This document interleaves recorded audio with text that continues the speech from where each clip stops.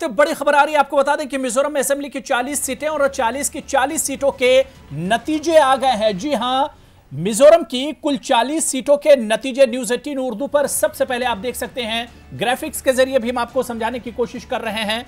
कांग्रेस की झोली में 5 सीटें गई हैं। इसके अलावा MNF जो कि इलाकाई पार्टी है, रीजनल पार्टी है, उसने 26 सीटों पर यानी एक तरफा जीत हासिल की है।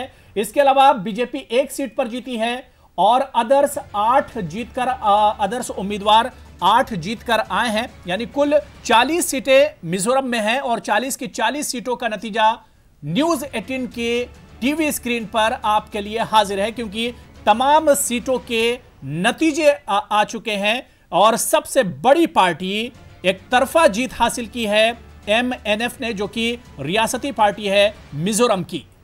तो इस वक्त की सबसे अहम खबर जो कि मिजोरम से आई है, जहां पर MNF ने पूरी तरह से जो सीटें हैं वो हासिल कर ली है। बीजेपी के खाते में 1 गई है। कांग्रेस अब यहाँ पर कांग्रेस जो है वो काफ़ी पीछे जाती हुई दिख रही है। इस बार सबसे ज़्यादा नुकसान जो हुआ है वो शायद कांग्रेस को ही हुआ है। बिल्कुल, क्योंकि अगर हम मिजोरम की बात करते हैं तो 2013 में कांग्रेस की अच्छी पोजीशन थी और बीजेपी का भी यहां पर थोड़ा सा नुकसान हुआ है, लेकिन MNF का बहुत अच्छी उसकी कारकर्दगी रही और अच्छा उसने गेन किया है। 26 सीटें जीतकर अक्सरियत एक तरह से उसने साबित कर दी है, क्योंकि 21 सीटें थी जादुई आंकड़ा हासिल करने के लिए, जिसमें 26 सीटें MNF ने हासिल की है। और इस वक्त एक बहुत अहम खबर भी हमारे पास आ रही है कि राहुल गांधी जो हैं वो सोनिया गांधी से मिलने अभी पहुंचे हैं। जाहिर सी बात है, तमाम जो रिजल्ट आ रहे हैं उसके ऊपर उनकी भी नज़र रही होगी